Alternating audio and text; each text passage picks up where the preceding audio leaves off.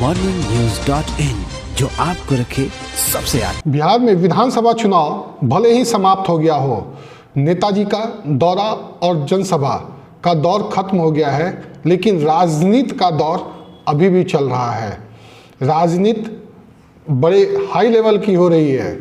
आपको बताएं, तेजस्वी को नीतीश कुमार और भाजपा जितना छोटा समझ रही थी, उतने छोटे नज़र नहीं आ रहे हैं।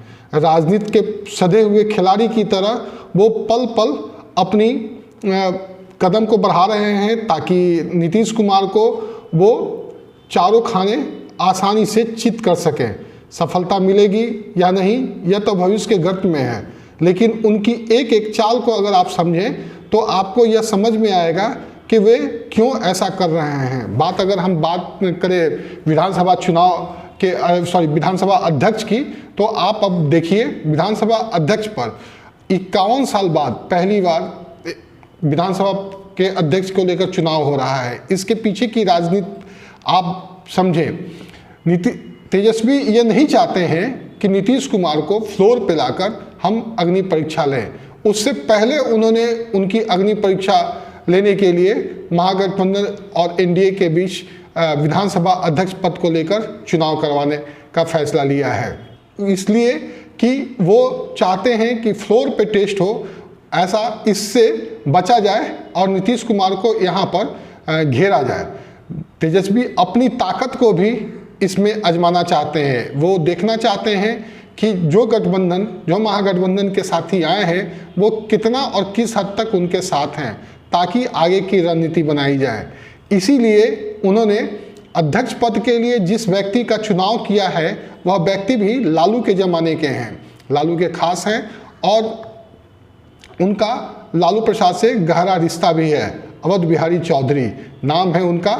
वो चाहते तेजस्वी तो किसी नए को भी इस पद के लिए ले आ सकते थे, लेकिन चौधरी का अपना राजनीतिक रसूख और विरोधी खेमे में भी उनकी पकड़ को देखते हुए तेजस्वी ने यह दांव खेला है।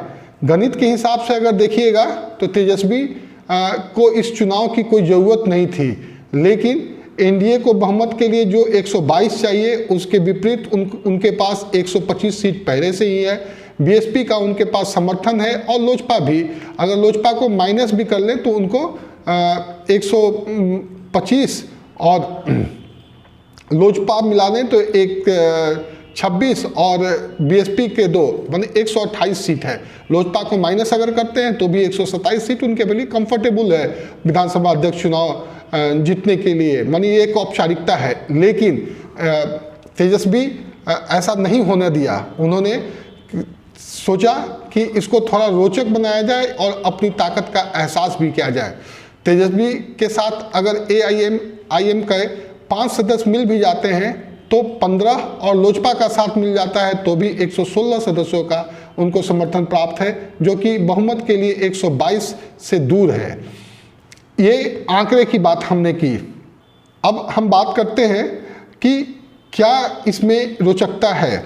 बिहार विधानसभा में अध्यक्ष पद का चुनाव इस बार इसलिए है रोचक क्योंकि जदयू की जगह इस बार इस पद पर भाजपा के अपना प्रत्याशी दिया है। अभी तक जदयू इस पद पर अपने प्रत्याशी को दिया करती थी, लेकिन इस बार बड़े भाई की भूमिका में भाजपा है, तो उसने अध्यक्ष पद अपने जिम्मे रखा है। नीतीश कुमार ऐसा नहीं चाह रहे थे कि विधानसभा अध्यक्ष पद भाजपा के पास जाए, लेकिन इस बार उनकी चली नहीं, और वो विधानसभा अध्यक्ष पद भाजपा ने अपने पास रखा है। और इसमें एक चीज़ और देखिए कि भाजपा ने अपने सीनियर मंत्रियों को किनारा करते हुए एक नए व्यक्ति को इसमें ले आकर खड़ा किया है, विजय कुमार सिन्हा को।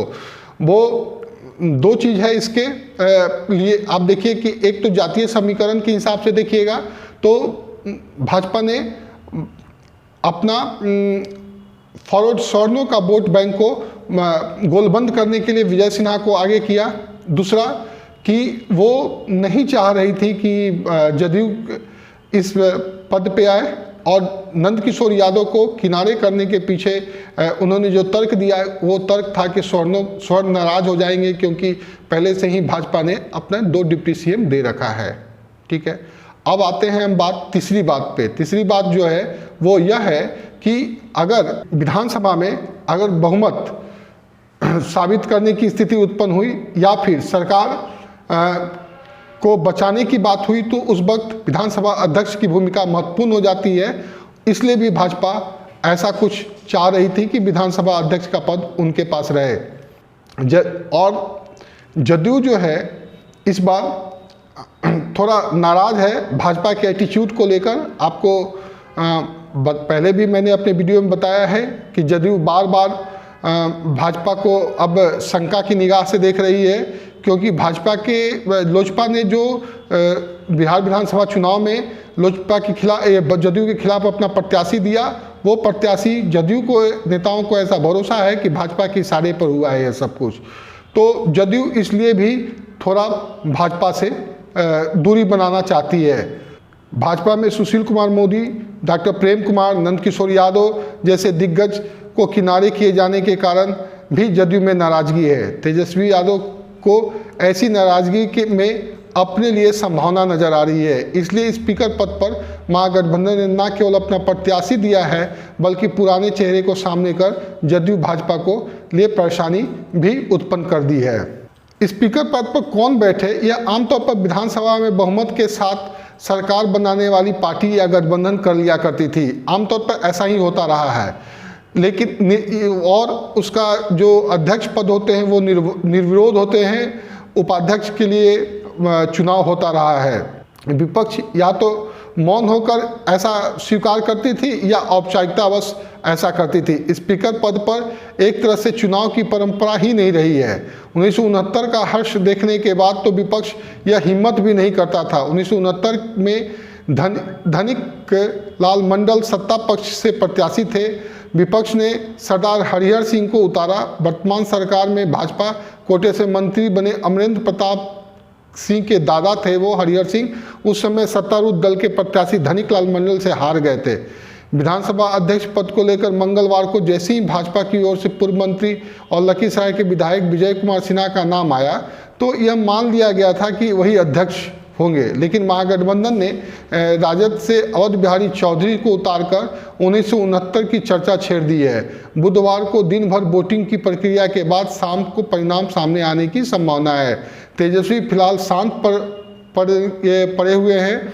बिहार की राजनीति में कुछ बड़ा कोहराम से पहले की यह शांति देखी जा रही है। नमस्कार, अगर मेरा वीडियो आपको अच्छा लगे तो आप ज़रूर शेयर करेंगे और कमेंट बॉक्स पर अपना प्रतिक्रिया देना एकदम नहीं भूलेंगे। और मैं एक बार फिर आपको कह रहा हूं कि आप हमारे सबसे ज़्यादा जानकार हैं। आपके आसपास की राजनीतिक घटनाओं की जानकारी आप कमेंट बॉक्स पर जरूर दें, क्योंकि मुझे ऐसा लगता है कि हमसे ज़्यादा सूचना आप तक होती है। आपकी सूचना को मैं ज़रूर पता लगाकर उसकी पुष्टि कर और अपने चैनल पर देने का काम करूँगा। इसके साथ ही मैं एक सूचना और आपको दूं कि मैं एक नए चैनल राजनीति पे भी लाइव हो रहा हूं, अपने वीडियो अपलोड कर रहा हूं। आप उसे भी देखें, लाइक करें, शेयर करें और सब्सक्राइब करें। नमस्कार। goodmorningnews.in, जो आपको रखे सबसे आगे।